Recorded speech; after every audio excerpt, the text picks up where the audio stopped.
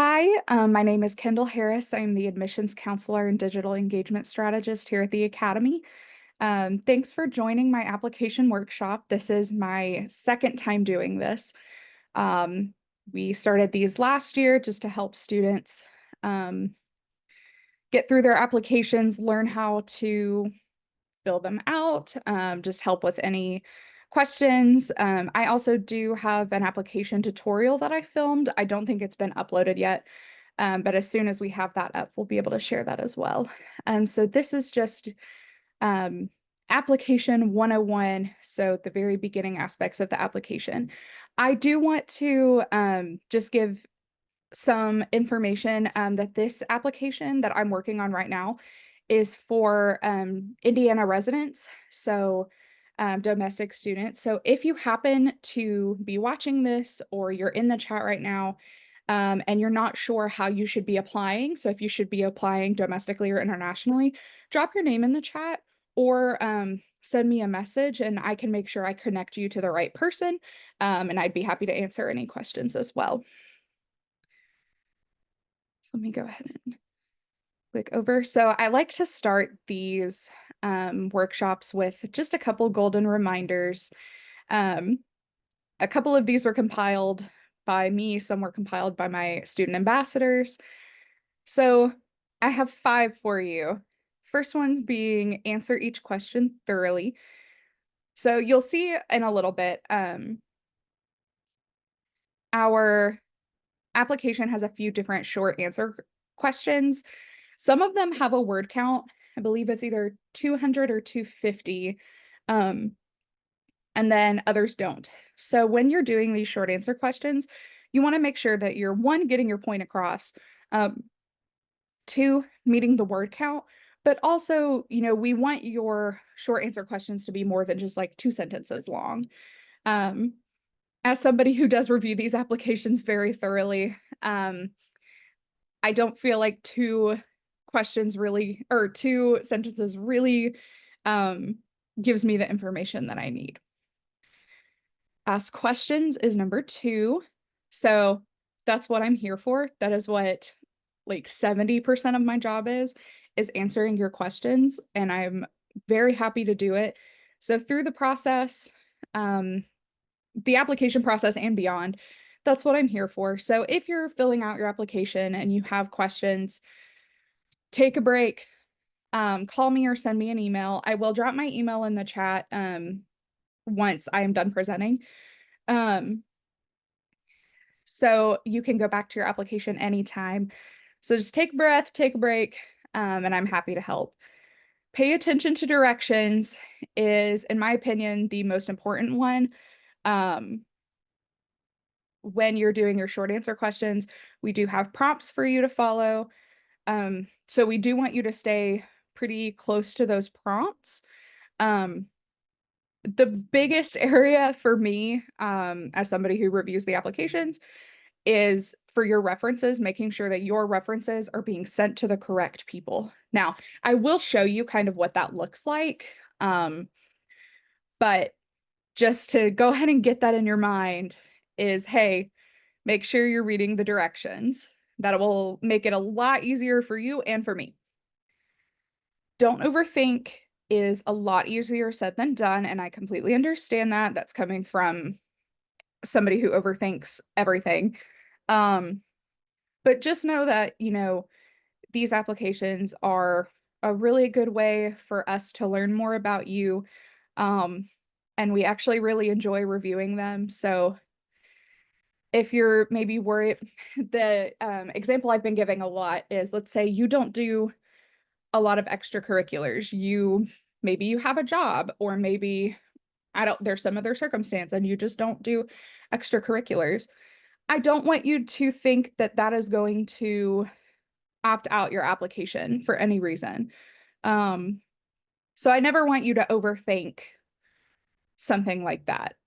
These applications are a really good way for you to express kind of how you shine. And if it's not through extracurriculars, that's okay. And again, that's just the example I'm using. My final one is to be honest. So again, if you're not doing all of these extracurriculars, don't say that you are, because if you're not, it's okay. And again, this is a really great way for us to learn about you. So when you are filling out your application, you want to make sure that your answers are honest and really true to who you are. So my ambassadors last year compiled their top 4 tips for doing your application and kind of making the most out of this process. So number 1 is research. Several ways to do your research. But this is finding what the academy offers and whether or not it is the correct program for you. It might be and it might not be. And if it's not, it's okay. We have a website that is chock full of information. I'm available for meetings. If you ever need to ask questions, I'm available through email as well. I'm always happy to set you up with one of my student ambassadors because I do run the ambassador program. I'm always happy to set you up with one of my ambassadors to kind of ask questions as well. But you want to make sure that what we're offering is what you want. Number 2 is brainstorming. We do have more short answer questions than we did last year. So one of my ambassadors who recently graduated, what he did when he started his application was he had a Word document open and went through the prompts and just kind of broke it down, got his thoughts out on his Word document, and then made it, concise, and then copy and pasted it into the application. And that's completely okay if you want to do that. Whatever helps you get the point across and whatever helps you figure out kind of your voice and your best way of writing, do what you got to do. Number 3 is be yourself. This kind of ties in with being honest, is letting what you write be a true reflection of who you are. We really enjoy reading these applications and we want to learn more about you. So be yourself and, show us how you shine. Number 4, and the last one, is attending an admissions program. I'm a little biased on this because I coordinated the majority of our admissions programs. Attending a discovery day is a great way to help you kind of make that initial or final decision. Discovery days, you get to listen to a few different presentations, you get to take a tour, you get to meet student ambassadors. We always have snacks, so it's really fun. We also have shadow days, which are where you come and shadow a student for a day, take classes, and I usually set those up. If you're not able to make a shadow day, I can always set you up for a private appointment, which is very similar. It's very personalized to what you want to do. But this also kind of goes along with research. So finding what can help you make that final decision. So now jumping into the application itself, I actually right now, if I can pull the chat up, I will drop, it's not letting me pull the chat up. So after this, I will drop the link for the application. It is academy.bsu.edu/apply. So when you click apply now, this is kind of the page it'll look like. Application management. All Ball State related applications are in the same hub. So don't let this freak you out if you see Ball State. It is just because we are connected to Ball State. You are in the correct spot. So you will create an account to start your new application. And this is kind of what it looks like when you register. I don't think I should have to tell you this, but just in case, don't put test before your name. I put test before my name just so we can show that this is not an actual application and to not count it in our numbers. So I just put my email, first and last name, and my birthday. And then you'll get this email from It'll come from Ball State University, so don't let that trip you up.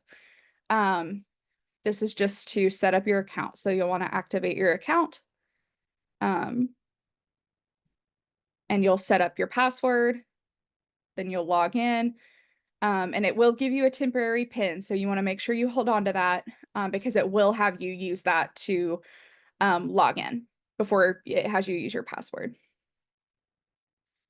And then you'll start your new application. It's a lot of steps just to initially start that application.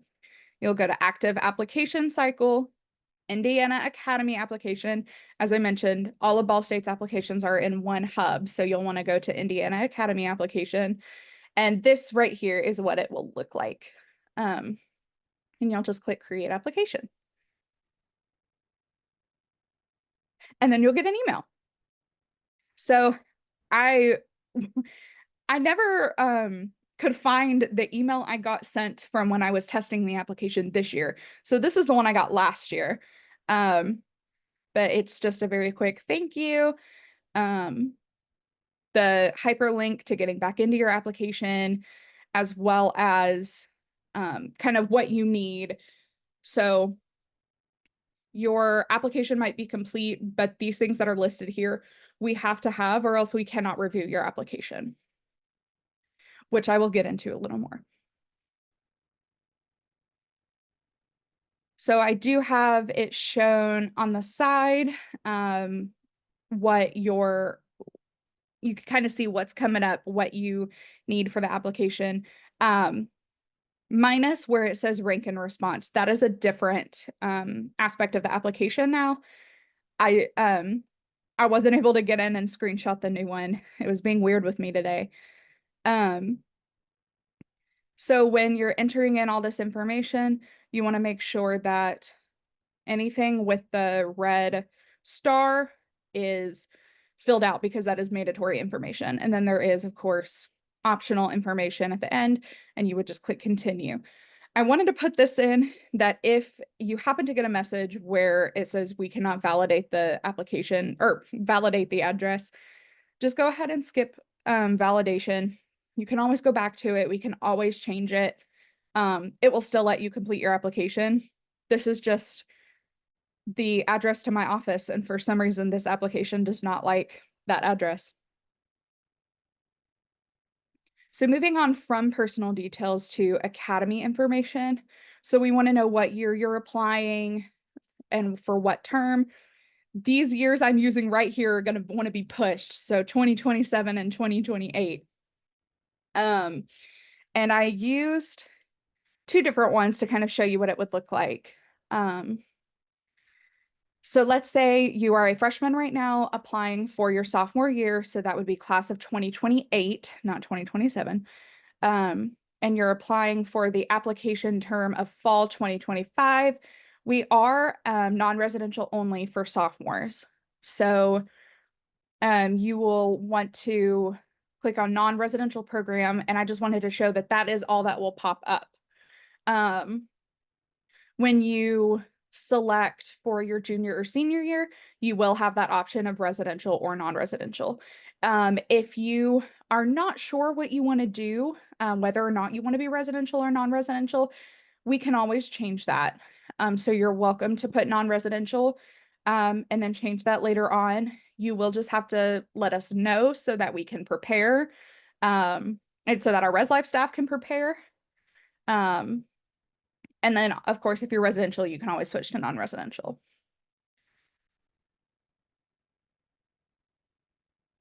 And then your parent or guardian contact information.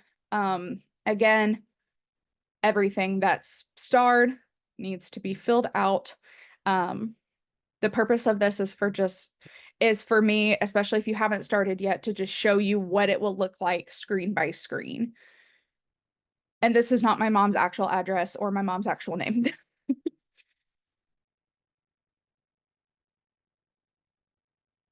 All right.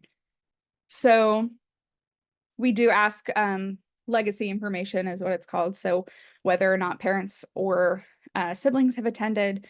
So you would just make sure to click yes or no, continue, and then you'll add your current high school. So not You won't put the academy, you will put what high school you are attending right now.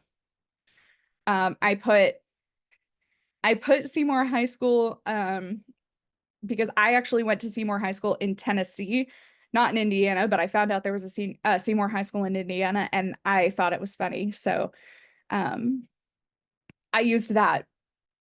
But I did not go to Seymour High School in Indiana, wrong state. And then your dates attended, you'll put when you started. So when you started your freshman year, or if you didn't start there your freshman year, whatever year you started. And then 2, whatever your anticipated graduation year is. And if you don't know that, you can always ask. Now for the short answer questions, this is where it gets fun. This is what's really fun to read. You have 2 questions to start off with. So why is the Indiana Academy the right educational fit for you? And your personal statement. So telling us about your leadership skills, interactions with peers, motivation, who you are, etc.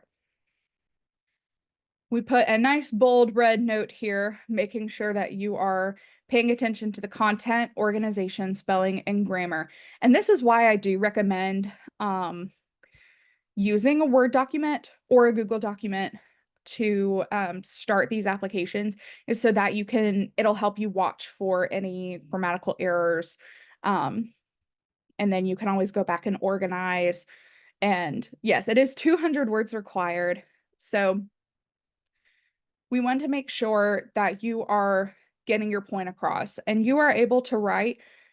You can write until the 200 word minimum and call it quits. You can always write more. I've seen people write several pages. You'd be surprised what I've seen. So you can write as much or as little as you would prefer. We just really want you to get your point across and to feel like you've gotten your point across.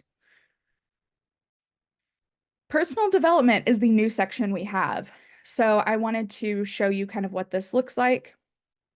For my application tutorial, I was typing so I could show myself filling this out in real time. So you can see my wonderfully detailed responses to these questions. So it gives you 3 things to talk about. All are mandatory. So you're considering your personal development in the 4 areas on this first question: desire to learn and your academic effort, emotional well-being and maturity, interaction with peers and adults, and maximizing potential and handling setbacks. What I said a lot in my application tutorial was, please write more than what I have. I needed to get a couple sentences in just to show what it would look like. I do expect you to have much more thought out and proper answers than this. So the other 2 are describing your willingness to follow school rules and describing your willingness to be respectful of differences. So again, we do expect you to write more than what I wrote. This is solely for example purposes. And I did not mention this, there's not a word count on those. So you are welcome to write as little or as much as you want, but we do kind of expect more than 1 or 2 sentences. So here's the big one for me. We will have another workshop to really discuss in-depth references, but I wanted to give you just a quick explanation of the references, show you what it's going to look like, what the page is going to look like. So it shows you right here what you need reference-wise. And before you can submit your application, you do have to have the 4 total recommendations in added in here. And so just to clarify, 4 total are what's recommended, and that's between the parent and guardian letter, school admin form, and 2 academic/personal recommendations. That's 4 total. You are welcome to provide more references than what is required. However, your application will not go into review until all references have been submitted. So you might have the 4 that are required already submitted and you're waiting on 3 extra. We cannot review the application until those other 3 are submitted. Unless you email us and ask us to waive those, we will not do that on our own. So you would just have to reach out to us. And if you ever have an issue with with getting any recommendations, reach out. And I do recommend joining my other application workshop. It's in November. You'll get an email about it, and it focuses on references. So again, this shows you what you need. You'll click Add Recommender. Oh, sorry. I went too quickly. I go more in depth with this in my next workshop, and I thought I had another slide about it, and I don't. So you just want to add recommender. And when I say follow the directions, this is a really big one because you want to make sure that you are sending the correct reference to the correct person.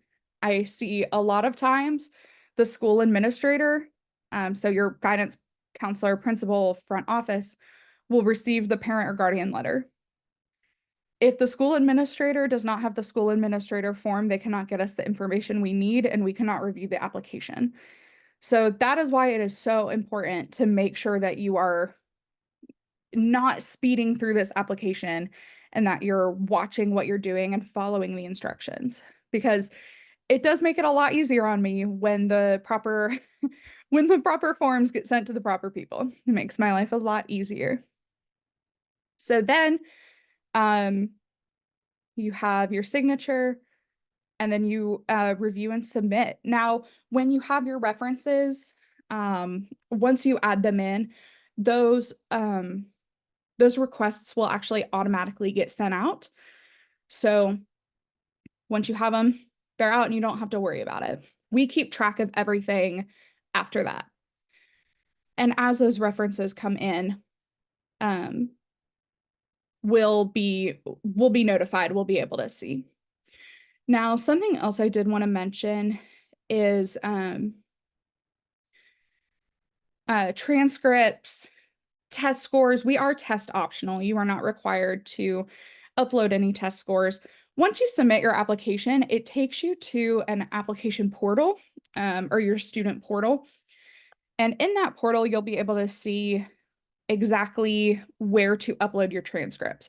Sometimes your counselor or principal or front office staff, whoever submits the school administrator form, sometimes they will submit your transcripts. If they don't, you're able to just upload it very easily into there, and you'll be able to see what that looks like.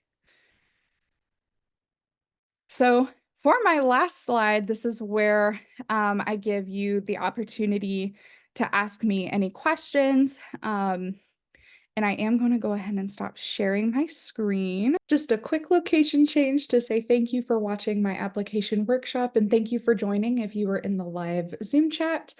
If you have any other questions, please feel free to reach out at iaadmissions@bsu.edu. We're always happy to answer your questions, and good luck on your application.